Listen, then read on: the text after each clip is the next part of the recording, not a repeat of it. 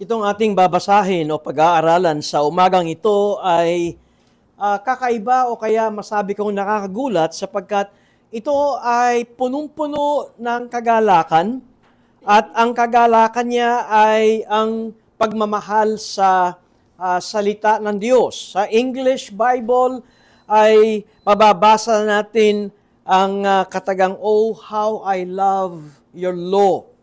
Pero pag binasa natin ng Tagalog, pinakita sa aking bersyon ng Tagalog yung damdamin. Alam nyo kasi kung minsan ay kung walang emosyon at pa nagbabasa tayo ng Bible ay kung minsan ay hindi natin makita ang emosyon. Maliban na lang siguro kung tayo ay Hebrew scholar o kaya Greek scholar ay nakikita natin yung emphasis o yung damdamin. Pero pagka wala tayong ganung kaalaman at binabasa lamang natin, ay parang napakasimple lamang, "Oh, how I love your law." Alam nyo, may kasabihan, malaking bagay yung tono ng iyong boses. Kung minsan ay wala ka namang intensyon na punahin ang isang tao, pero nabago yung iyong tono, kaya ang dating sa kabila ay galit siya. Di ba? O kaya naman ay ang dapat na tugon mo ay mayroong kagalakan, pero dahil ang tono mo ay okay lang, parang lahat tayo ay nagsasaya, tapos siya ay walang enjoyment. Nakita nyo yung tono ay napakahalaga, yung damdamin ay napakahalaga. Kaya kuminsan kapag nagbabasa tayo, at ako ay merong ugali na babalikan at babalikan ko ang binabasa ko, gusto kong mahuli at makuha ang damdamin ng taong sumulat nito. Kaya kuminsan ay nagkakaroon ng di pagkakaunawaan, tampuhan at away. Dahil mali ata yung tono ng pagkaintindi ko doon sa sulat, iba yung kanyang sinasabi, ang kanyang sinasabi ay maling-mali o malayong-malayo sa pagkatanggap ko ng kanyang sulat. Saan nagkatalo? Marahil sa emphasis o kaya sa tono. Sa umagang ito ay tignan natin ang awit 119. Tayo ngayon ay nasa alpabetong Hebreo na Mem. At yan ay nasa talatang 97. At dito sa talatang 97 hanggang sa 104 ay ang pagpapahayag ng mga awit na ito ng kanyang pagmamahal sa salita ng Diyos. At hindi lamang pagmamahal sa salita ng Diyos. Sa aking sermon ay nariang inyong mababasa, to love and delight in God's Word. Hindi lamang niya mahal ang salita ng Diyos, kundi naroon yung kanyang damdamin at kanyang sinasabing, ako'y natutuwa dito, gusto ko ito. At ito ay paulit-ulit na gusto kong basahin, unawain at alamin. Sa umagang ito ang salita ng Diyos, 119 mula sa mga awit, simula talatang 77. Oh, mahal na mahal ko ang iyong kautusan. Ito'y siya kong binubulay-bulay sa buong araw. Ginawa akong higit na marunong kaysa aking mga kaaway ng mga utos mo, sapagkat ito'y laging kasama ko. Ako'y may higit na pangunawa kaysa lahat ng aking mga guro, sapagkat aking binubulay-bulay ang iyong mga patutuo. Ako'y nakakaunawa ng higit kaysa nakatatanda, sapagkat aking iniingatan ang iyong mga salita. Sa lahat ng masamang lakad ay pinipigil ko ang mga paa ko upang aking masunod ang salita mo. Ako'y hindi lumilihis sa mga batas mo, sapagkat tinuruan mo ako. Napakatamis ang iyong mga salita sa panlasa ko, higit na matamis kaysa pulot sa bibig ko. Sa pamamagitan ng iyong mga tuntunin ay nagkaroon ako ng kaunawaan. Kaya't kinapupuotan ko ang bawat huwad na daan. Pagpalain nawa tayo ng pagbabasa ng kanyang banal na salita. Panginoon, muli po kaming lumalapit sa inyo sa mga sandaling ito. Bagaman maraming beses na namin marahil nabasa ang mga talatang ito, ngunit ang inyong salita ay sadyang napakalawak, napakatayog at napakalalim, at ito ay higit sa aming kaalaman at karunungan. Minsan pa kami ay dumadalangin na kami, Panginoon, ay inyong samahan sa tulong at patnubay ng Espiritu Santo na maliwanagan po kami sa mga aming nabasang mga talata. Sa ngalan ni Jesus. Amen. Wala tayong nabasa sa talatang 97 hanggang sa 104 na isang kahilingan, kundi ang lahat ay pag-uumapaw na kagalakan sa salita ng Diyos. Ngayon, ang tanong ko, siya pa rin ba yung taong nabasa natin o binabasa natin ng mga nakaraang mga chapters o nakaraang mga talata? Ang sabi ko nga, ang Psalm 119, bagaman ito ay binubuo ng 176 verses, at kung mapapansin natin ay bakit mayroong alpabetong Hebreo, tanggap ito ng mga maraming dalubhasa sa Old Testament na ito ay compilation ng mga sulat ng mga ibang mga nasa matandang tipan, at dito ay mas maraming sulat si David sa Book of Psalms na kinumpile at pinagsama-sama. Ngayon, siya pa rin ba yung tao na sinasabi nating mga awit na dumaan ng maraming problema at naroong nasa bingit ng kamatayan? Personal na conviction ko, siya pa rin. At kung hindi man, ay tayo ay tinuturuan na kahit na tayo ay dumadaan sa mga maraming problema at pagsubok, ay huwag tayong humanap ng mga tugon o kaparaanan sa ibang bagay, kundi ang bigyan natin ng prioridad at pansin ay ang salita ng Diyos. Katunayan, ang pag-aaral natin nung mga nakaraan, especially pag binalikan nyo yung verses 47 at saka 48 nitong chapter na ito, at ako'y natutuwa sa iyong mga utos. Tandaan ninyo sa verse 47, siya'y natutuwa sa utos ng Diyos. At kanyang iniibig ito, at pagkatapos sa verse 48, itinataas niya ang kanyang mga kamay sa mga utos ng Diyos na kanyang iniibig. At ito'y kanyang pinagbubulay-bulay. At naroon ang talatang niyaon sa 47 verses and 48. At inuulit niya uli dito. Pero may pagkakaiba. Dahil dito sa ating binasa ay naroon yung emphasis niya sa utos ng Diyos, sa salita ng Diyos, sa batas ng Diyos.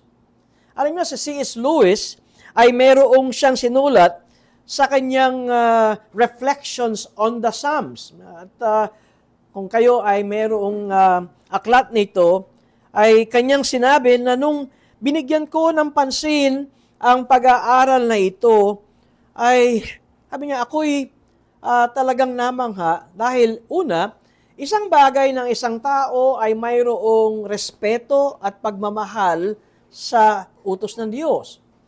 Pero sabi niya, isang bagay din na hindi lamang may respeto at pagmamahal sa salita ng Diyos, kundi yung naroon yung kanyang delight.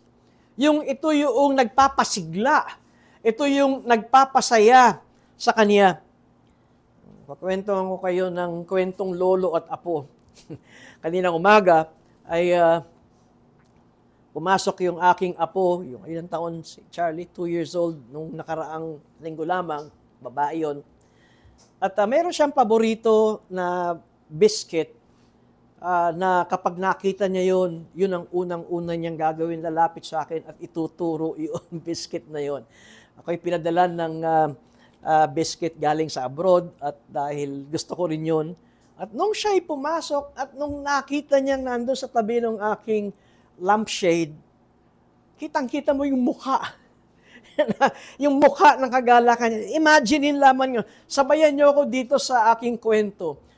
At kinuha ko ito at nakaturo siya at nakangiti. At nung binubuksan ko yung sticker, sobrang dikit. At ayaw mabuksan at nagkakanda punit-punit na yung gilid. Alam nyo, hindi ko pa man binubuksan, natawa kami ni Eve dahil ganito yung mukha niya. Talagang pinakikita niya sa amin na gustong-gusto ko yan. Ito yung ibig kong sabihin ng hindi lamang niya gusto yun, talagang nasasabik siya. Kaya nung pagpunit ko, sige na nga, magkanda butas na nga yung ibabaw. Ayoko sanang mabutas para walang singaw yung biscuit. Pero nung pagkuha niya, talagang kitang-kita sa mukha ng apo kong ito, ang saya niya dahil siguro para sa kanya, langit na yun. Di ba? Yung biscuit na yun. Ito ang isang bagay ng pag nababasa natin sa Bible, yung delighting in the Word of God. Hindi lamang na I love the Word of God, pero ako ay talagang natutuwa. Ngayon si C.S. Lewis, itong sinabi niya na isang bagay na ang isang tao ay nagmamahal sa salita ng Diyos at kanyang kinaluluguran at natutuwa siya dito na para bang ang isang bagay, sabi niya, ng isang tao ay respetado niya ang kanyang dentista dahil ang kanyang dentista ay pinangangalaga ng kanyang ngipin, pero pag nakita niya yung injection na ganun kahaba, yung karayom, bigla mawawala yung iyong respeto at yung iyong ngiti. Sa una, pagpasok mo, sabihin ng dentista, okay, pagagandahin natin ang iyong ngipin, sabihin mo, thank you, Doc. Upo ka na sa dental chair at pag nakita mo na yung karayom, pwede mo sabihin, Doc, may I go out? Diba? Dahil marami sa atin na ayaw natin ng karayom. Pero ito ang ginamit ni C.S. Lewis na illustration, mahal niya ang dentista at mahal din niya yung karayom kahit kapag tinurok sa kanya ay meron siyang mararamdamang kirot. At ito ang damdamin nitong mga awit na ito. At kapag sinasabi nating kautusan, hindi lamang ito yung Ten Commandments. Kadalasan, nako-confine lamang tayo pag God's law ay yung moral law at yan lamang ay ang Ten Commandments.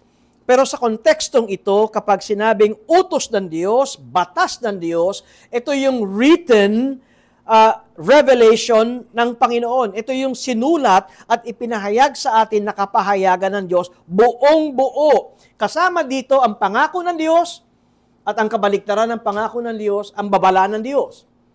Kasama rito ang blessing ng Diyos at ang opposite ng blessing ng Diyos ay ang parusa ng Diyos. Ito ang buong sinasabi nating kautusan ng Diyos. At ito ang kanyang minamahal, hindi lamang yung positibo. Diba? Tayo, kapag sabihin, may balita ako sa'yo eh. Hoy, sige, pakisabi mo. Ay, ano to eh? May good news, tsaka may bad news. Anong gusto nyong unahin? Tayo lagi, good news. Pwede bang wag na yung bad news? Pero sa pag-aaral natin ito, ang taong ito ay whether may blessing at promises, at kung merong warnings and judgment sa kanya, buong itong aking minamahal at mayroong kagalakan. And so yun yung kanyang delight sa batas ng Diyos. Isa ring mapapansin natin dito, pag binabanggit ang God's law o kaya batas ng Diyos, ang pinag-uusapan natin dito ay yung moral order of the divine mind. Moral order of the divine mind. Ito yung tamang pamumuhay ayon sa kaisipan at kalooban ng Diyos. Kuminsan kapag tayo nagbabasa ng Psalms, ay sinasabi nating punong-puno ito ng damdamin. Totoo naman na ito ay punong-puno ng damdamin, pero hindi ito aklat na sabihin nating madamdaming aklat. Kundi ang lalo na ang Psalm 119, ay naritong sinasabi ng mga awit na ito na nakikita niya na ang batas ng Diyos, ang buong salita ng Diyos ay kinakailangang respetohin at mahalin at sundin ng may kagalakan. Kaya kanyang pinupunto rito ang kahalagahan ng salita ng Diyos. Sa umagang ito ay nais kong magbigay ng mga dahilan kung tayo ay natuto at naunawaan sa salita ng Diyos at ano ang ating naging blessing o ano ang naging benepisyo o ng bunga ng pagmamahal natin sa salita ng Diyos. O kaya, bakit ba minamahal natin ang salita ng Diyos? At unang-unang makikita natin dito dahil ito ang pinagsisimulan ng totoong tinatawag nating wisdom. Ito ang tunay na karunungan ng habang tayo ay nasa mundong ito. Masdan ninyo ang talatang 98, ginawa akong higit na marunong kaysa aking mga kaaway. Ako ay may higit na pangunawa kaysa lahat ng aking mga guro, sapagkat aking binubulay-bulay ang iyong mga patotoo, ako'y nakakaunawa ng higit kaysa nakatatanda. Yang mga salitang yan ay sinasabi nitong sumulat na ito ng mga awit na ito, ang source of wisdom ay walang iba kundi ang salita ng Diyos. It is the Word of God. At sa mga talatang yan, narin na naman nabanggit, pang-utos ng Diyos, napansin ba ninyo sa talatang 98, ang utos ng Diyos, talatang 99,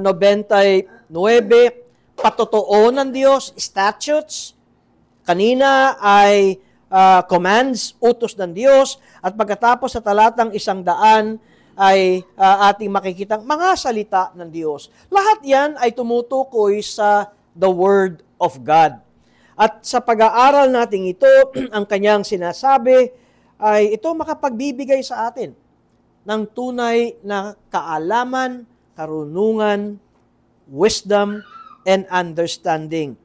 At nabanggit niya that the Bible, sa ating panahon ngayon, matawag na natin Bible dahil kompleto na ito, pero nung kapanahon na ng mga awit, ang kanyang sinasabi ay the Word or the statutes or the sayings or the teachings, maaaring ang kanyang tangan-tangan pa lamang noon ay yung first 5 books ng Bible na sinulat ni Moses.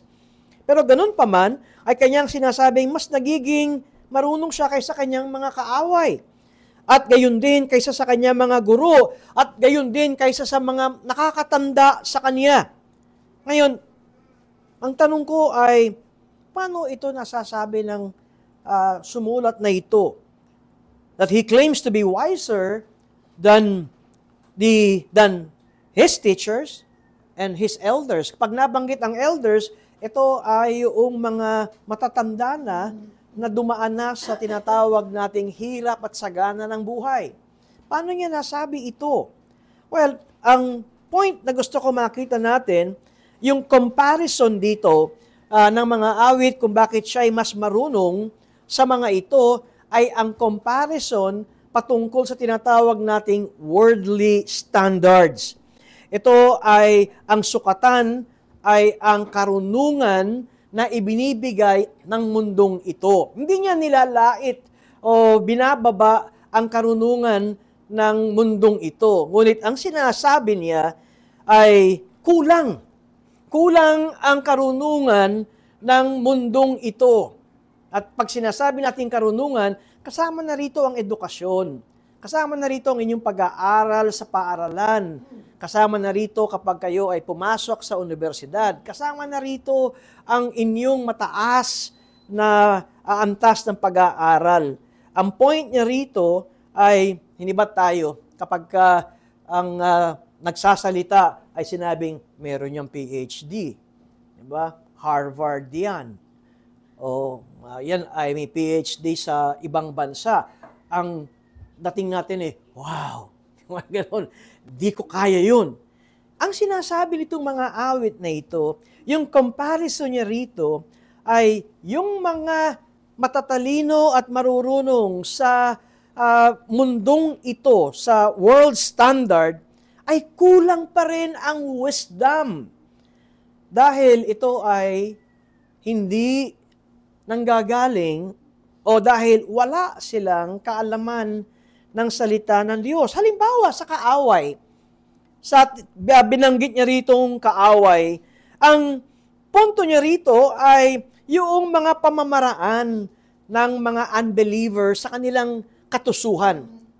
Matatandaan ba ninyo na mismong si Jesus ay may nabanggit na katusuhan ng mga taong nasa mundong ito? Teka muna, tignan ko lamang ito. Sa Luke chapter 16, at ito ay sinabi ng Panginoong Yesus. Luke 16, verse 8. Lucas 16, talatang 8. At pinuri ng Panginoon ang madayang katiwala, sapagkat siya ay gumawang may katusuhan, sapagkat ang mga anak ng sanlibutang ito ay higit na tuso sa pakikitungo sa sarili nilang lahi kaysa mga anak ng liwanag.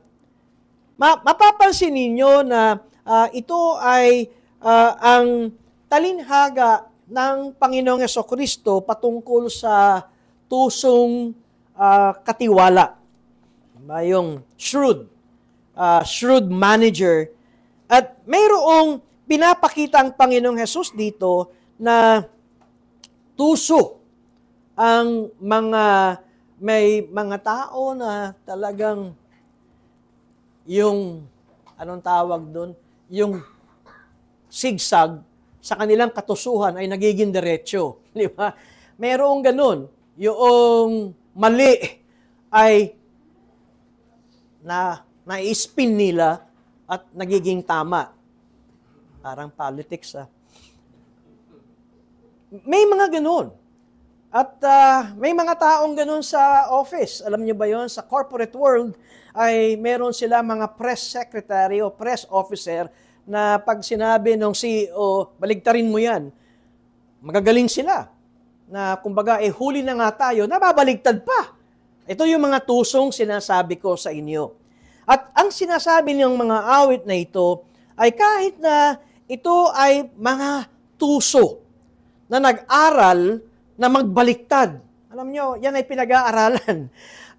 Pero ang kanilang skill, kahit sila ay tuso, ay kulang pa rin. Ang sinasabi ng mga awit na ito, ang kanilang karunungan are not genuine wisdom. Kaya, isa pang halimbawa, kuminsan, yung mga hinahangaan natin ng mga mayayaman. Kayo ba ay mahilig magbasa ng mga from rags to riches story? O kaya sinusubaybayan nyo yung kanilang mga turo, papaano kayo maging mayaman? At subaybayan ninyo yung mga turo at mga statements at pananalita, yung 5 taong pinakamayaman sa buong mundo. At yun ba ang inyong nais na sundin at tularan? Alam niyo, kapag kayo ay dumalo ng mga seminars at conference ng mga management and leadership skills, kung paano maging successful ang inyong negosyo o buhay, at kung ang mga speakers ay mga sikat sa buong mundo, pagkamahal-mahal ng conference fee ng mga iyan. Pero ito sinabi ng Panginoong Yesus, what does it profit a man though he gains the whole world but loses his soul? Ang point ko rito, minsan, hinahabol natin ang mga successful and famous. Yun yung ating direksyon. Pero kung sila ay napapahamak dahil sila ay mga unbeliever, marahil sa mundong ito ay kainggit-inggit sila. Pero kung sila ay unbeliever, sila ay unsaved, anong sabi ng Panginoong Yesus? Nasaan yun? Ang point ng ating pag-aaral na ito, it's better to have spiritual wisdom na mag-aakay sa atin na tayo ay magkaroon ng kaligtasan kaysa ang karunungan na ino-offer ng mundong ito.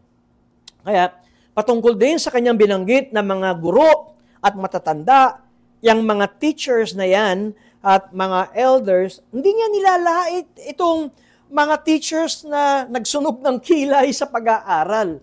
Hindi niya nilalait yung mga matatanda na talagang subok na sa panahon at ang karanasan ay talagang kahanga-hanga. Ang point niya rito, lahat ng earthly wisdom, kahit na ito ay, ano yung ibig ko sabihin, ito may mga taong doon sa, doon sa bahay niya ay tad-tad ng plake. May mga ganun tao eh. Alam niyo na ibig sabihin nun. O kaya pag umupo ka sa opisina, yung kanyang backdrop panay plake. Kanyang mga na-accomplish. Sobrang D. Ang point nito ay, yes, ang sinasabi ng mga awit, hindi niya nilalait yun. Dahil yan ay binigyan nyo ng panahon ng pag-aaral. Pero ang kino-compare niya rito ay yung spiritual wisdom, spiritual learning versus ng worldly learning and worldly wisdom. My point is that worldly wisdom is transient. Panandalian lamang. Ano yung sinabi ni Apostol Pablo sa 1 Corinthians chapter 13 verse 8? Ang sinabi niya, where there is knowledge, it will pass away. Ang point nitong knowledge na sinasabi ni Pablo ay ang karunungan na iyong natanggap at na-attain sa mundong ito.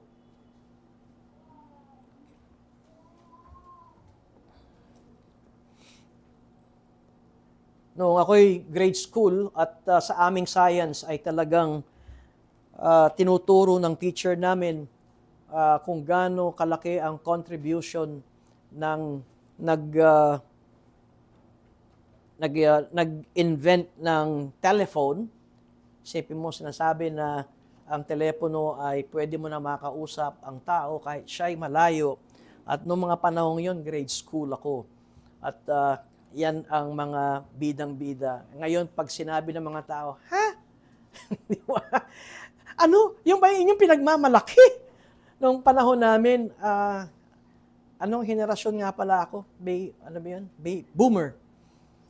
Boomer yung henerasyon namin eh. Pero kami nasa dulo ha. Hindi yun nandito. Yun ang mga pinagmamalaki namin. Na para makausap mo ang tao, ay kinakailangan lumapit ka ron. Pag nasa public ka, naabutan ko pa yung naguhulog ka ng G's. Tapos, biglang, hello, naputol na kasi ubos na yung binayan mo eh. Laglag ka na naman. Ngayon na hindi mo na lang nakakausap, nakikita mo pa. Kahit nasaan. Ang point ko rito ay, kuminsan yung PhD mo noon ay outmoded na ngayon. Napansin ba ninyo, yung talino mo noon ay maaaring hindi na siya pang ngayon. Pero ang salita ng Diyos, napansin ba ninyo ang salita ng Diyos? Mawawala ang langit at lupa. Ngunit ang kanyang salita ay mananatili. Ito ang point ng mga awit na ito, that the knowledge gained from the Word of God is eternal. Pangalawang gusto ko makita natin na kanyang sinasabi ay ang salita ng Diyos ang siyang nag-iingat sa kanya sa mga maling gawa. Matandaan ninyo sa talatang 9 ng Psalm 119, may tanong dito, paanong pananatilihing dalisay ng kabataan ang kanilang daan? Sa pamamagitan ng pag-iingat nito ayon sa iyong salita. Pinakikita ang mga kabataan, ang mga youth, mga young adults, gusto mong maingatan ang iyong buhay? narito ang kahalagahan ng pag-iingat ng salita ng Diyos. Pero dito sa ating pinag-aaralan, binaliktad niya sa awit 119, at tingnan nyo ang Psalm 101, sa lahat ng masamang lakad ay pinipigil ko. Nakita nyo, siya ang pumipigil sa mga paako. Doon sa verse 9, ang mga kabataan ay dapat na magkaroon ng pagpapahalaga at panahon sa salita ng Diyos para ang kanilang mga pamumuhay ay mapanatiling dalisay o malinis. Pero dito, baliktad, di ba? Siya ang pumipigil. Pinipigilan niya ang kanyang mga paa. Pero may karugtong, upang aking masunod ang salita mo. Ano ang kanyang sinasabi dito? Ang kanyang sinasabi dito ay sa kanyang mga pagpigil at paghinto sa mga kasalanan ay lumalago at natututo siya ng salita ng Diyos. Ang salita ng Diyos ay nagbibigay sa kanya ng kalakasan na lumakad ayon sa kalooban ng Diyos. Alam natin kapag sinasabing Word of God ay hindi lamang Word of God. Hindi naman porket ikaw ay nagbabasa ng Bible ay meron ka ng power, at sa atin ay ang Word of God plus the Spirit of God ay dapat na magsama.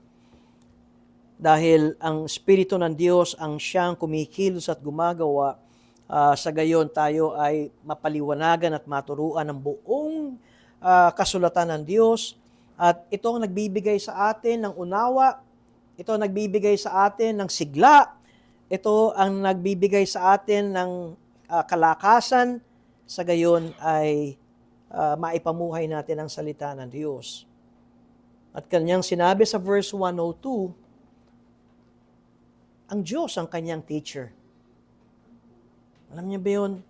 Kapag tayo'y nagbabasa ng salita ng Diyos, ang Diyos ang ating guro. Nangungusap ang Diyos sa atin. Kung minsan, hindi natin talaga marinig ang tinig ng Diyos dahil abalang-abala tayo sa mga problema pa rin natin na mga kinalalagyan. Pero kung minsan, kahit abalang-abala tayo at hindi tayo makapag-focus, may mga pagkakataon talagang i-arrest tayo ng Diyos at biglang kanyang para bang bubuhayin at magkakaroon tayo ng focus doon sa binasa natin. Para magkaroon tayo para yung attention natin ay sa Kanya.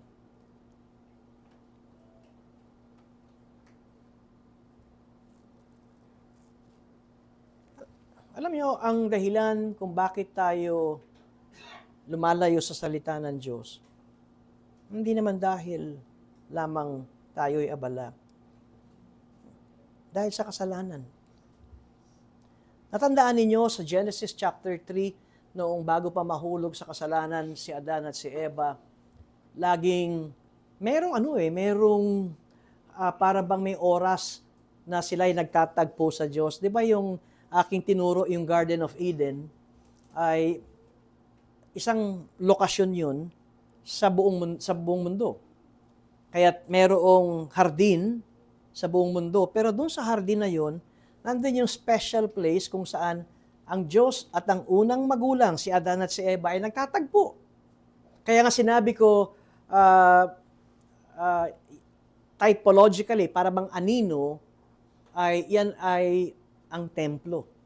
Kasi nandoon ang presensya ng Diyos at nandoon sila Adan at si Eva. At di ba sinasabi, narinig nila naglalakad ng Diyos? Ano yung description nung araw na yon? In the cool of the day. Parang may oras in the cool of the day. At yun yung pagtatagpo nila. Doon sila nagfe-fellowship. Doon nagsasalita ang Diyos. Doon sila tinuturuan ng Diyos. In the cool of the day.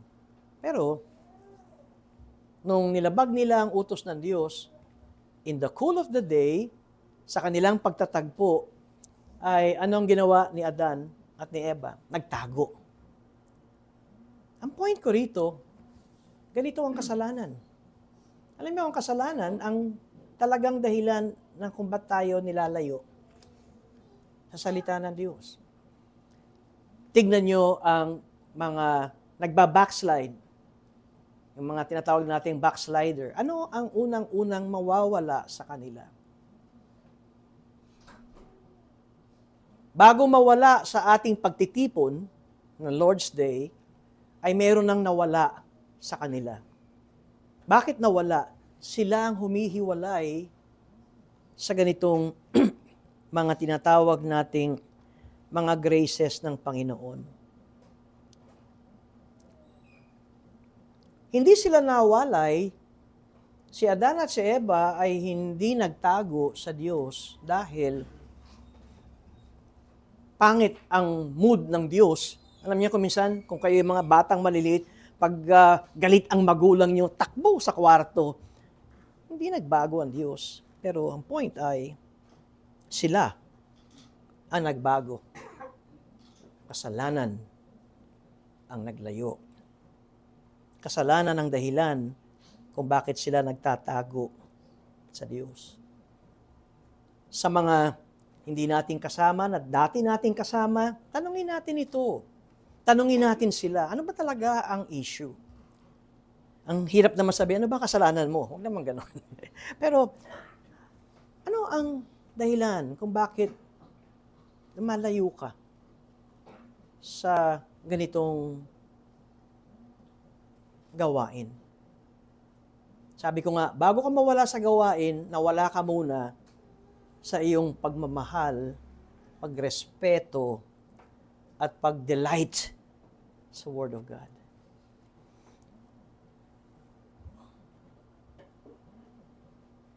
Dito sa awit 113, napakatamis ang iyong mga salita sa panlasa mo. Higit na matamis kaysa pulot sa bibig ko. Oo, wala pang Dunkin Donut noon. Diba? At wala pang mga ice cream noon. Pero meron ng pulok-pukyutan. Meron ng honey and honeycomb. Ayun nga yung pagkain ni Samson.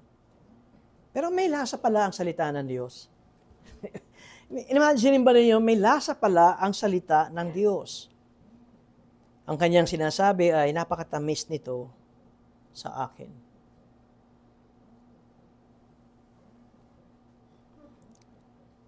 Talaga bang nasasabi natin kapag tayo ay nagbabasa, nagkakaroon ng pagbubulay-bulay, pag tayo ay narito sa panambahang ito at nakakapakinig ng pangangaral, ay merong kumikilos sa ating puso, sa ating dibdib, na gustong sumigaw at magsalitang, "Oh Lord, how majestic is your name!" Ang point ay, ito ang sinasabi ng mga awit, napakayaman ng salita ng Diyos. At ang huling talata na gusto kong makita natin dito ay ang isang bunga ng nagagawa ng salita ng Diyos sa Kanya ay ang pagkaroon ng kapuotan sa bawat huwad na daan. Ang kanyang wisdom, ang kanyang karunungan, ang kanyang understanding ay puot. Parang ang umpisa, pag-ibig. Mahal na mahal ko ang iyong salita. Pagdating sa hulihan, napupuot ako. Pero may karugtong, napupuot ako sa bawat huwad na daan. Marahil, sa isang anak ng Diyos, kung bakit hindi makaahon-ahon sa kasalanan, ay hindi niya nakikita ang kasalanan yun. O kaya, hindi siya napupuot sa kanyang ginagawang kasalanan. Kaya't okay lang sa kanya ang paggawa ng kasalanan. Si Derek Kidner, ay merong sinabi na sukatan kung mahal mo ang Diyos o kung mahal mo ang baluktot. Ito ang kanyang sinabi.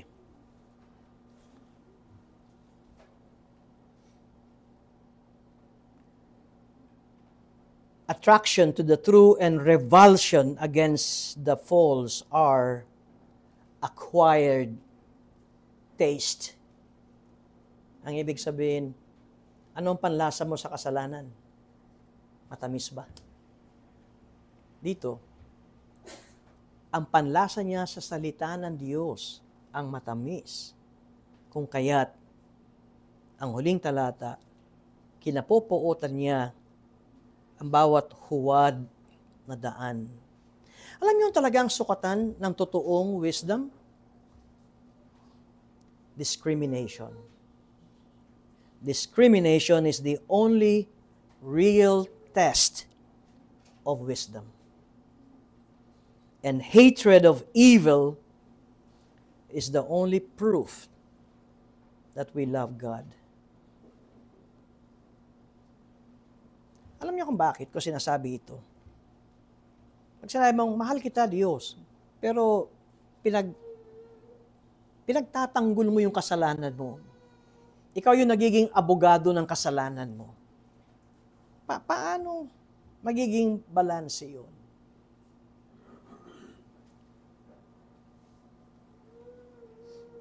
Mainam na pag sinabi mong, Lord, inaamin kong kasalanan ko ito. Tulungan niyo kung makaahon sa kasalanang ito. Wala tayong kumunoy dito di ba? Lagi ko lang napapanood niya sa disyerto, yung quicksand. Ang sabi nila, para hindi ka raw lumubog, anong kinakailangan? Huwag kang gumalaw. Pag gumalaw ka ng gumalaw, palubog ka ng palubog. Iniisip ko, ganun kaya ang kasalanan? Ganun kaya ang kasalanan sa buhay natin? Yung nasa kumunoy tayo, siguro hanggang dito, hindi pa rin natin makapayong ilalim ng putik. At kapag lumulubog tayo, kapag gumagalaw tayo, lumulubog tayo. At kahit anong gawin natin, palubog pa rin tayo ng palubog. Kasi ganito ang kasalanan, mga kapatid. Kung ikaw ay kino-convict ng Espiritu Santo sa iyong ginagawa, yan ay warning. Yan ay paalala na hindi ka para dyan. Pag sinabi mong, oo nga po ayoko na nga pero lubog ako ng lubog. Precisely. Dahil ang gusto ng kasalanan ay ikaw ay lamunin at ibaba at tapusin. At dito tayo ay tinuturuan. Ang utos ng Diyos ay nagsasabing siya ay soberano at makapangyarihan sa lahat. Walang imposible sa Kanya. At tulad nga ng sinabi ko, discrimination is the only test. Ano yung wisdom natin? Galing ba ito sa langit? Galing ba ito sa salita ng Diyos? O ito ay galing sa mundo? Kung minsan, pag kayo ay nakikinig ng mga payo sa mga taong, okay lang yan. Karamihan naman, if not lahat, karamihan yan, ganyan ang ginagawa. Normal ka. Diba? Dahil karamihan, ganyan ang ginagawa. Normal ka. But if you have the divine wisdom, kung meron kang karunungan na makalangit, tatawagin ka ng mga taong abnormal dahil talagang counterculture ang iyong pamumuhay.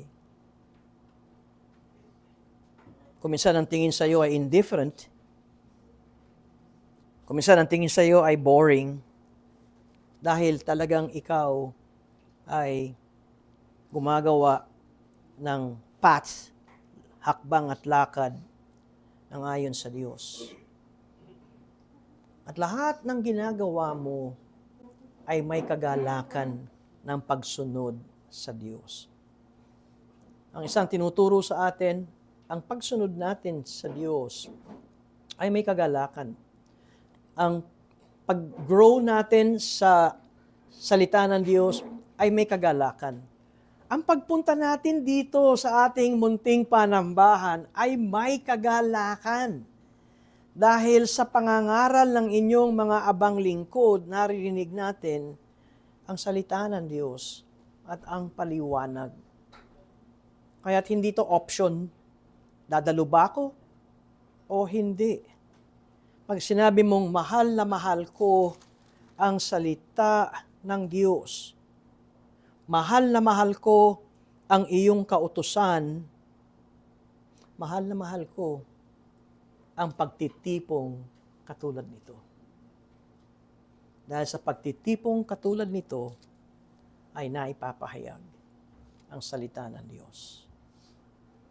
Tatama rin tayo, mga kapatid. Darating ang araw, tatama rin tayo. Darating ang araw, magtitimbang tayo kung ipagpapatuloy ko ang pagdalo at pakikiisa at pagsama sa mga kapatiran kapag sumasapit ang araw ng Diyos. Ihinto na natin ang mga excuses dahil tulad nga ng sinabi ko, saan ka ba attracted? Saan ka ba, sino ba yung nagpapangiti? Tulad ng kwento ng aming apo. Kanino ka ba nakangiti at parang, gutom, di ba? Yung mga bata, pag sinabi ng Jollibee at McDo, kita, iba na kagad yung mata nila. Yung apo kong lalaking isa, as long as there is Coke float. Pagka sinabi mo na gano'n yung order, plus Coke float, nakangiti na yon. Pagka nag-drive-thru na kami at narinig niyang sinabi kong, and Coke float, at sasabihin niya sa akin, Papsi, large ha, large, not medium. At pag tinignan mo sa rear view mirror, nandun na yung delight. Tayo. Are we indifferent to God's Word? Do we find it unattractive? Boring ba ang salita ng Diyos? Kung ganito tayo, alam niyo, hindi tayo makapagtatagumpay sa pangit na kasalanan. Tinuturuan tayong magtiwala sa salita ng Diyos, pag-aralan, basahin, unawain, pagbulay-bulayin. At makikita ninyo na talagang magiging matamis ang salita ng Diyos. At darating kayo sa panahon na kuminsan tatayo ang balahibo ninyo kapag kayo nagde-devotion o nagbabasa ng word sa inyong malayang oras. At kuminsan ay titibok ng mabilis ang iyong puso dahil nararamdaman mo ang pangungusap ng Diyos. At kuminsan ikaw ay luluha at iiyak. At sasabihin mong, alam ko po, totoo ang inyong salita. At ako'y mahina. Tulungan niyo ko.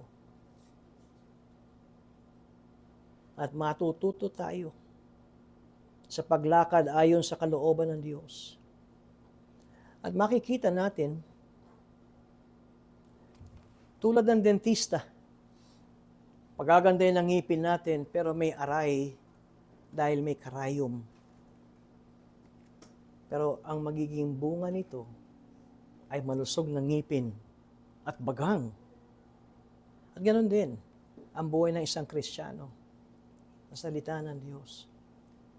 Umarap tayo, aminin natin, manalangin tayo, buksan natin ang puso natin. Panginoon, tulungan mo ako. Tulad ng dalangin ni Pablo, who can save me from my wretchedness? At ang kanyang sinabi ay, tanging si Jesus lamang. Marami pong salamat, Panginoon, sa aming pag-aaral na ito. Nawa, kami napalalahanan, nabigyan ng pagpapahalaga ang inyong salita dahil ang inyong salita ay kayo na nangungusap sa amin. Kayo, Panginoong Yesus, ang tinawag na the living Word of God. At naway ang pagmamahal namin sa inyo ay pagmamahal namin sa inyong salita at pagmamahal din sa iglesia lokal na aming kinabibilangan. Sa ngalan ni Jesus. Amen.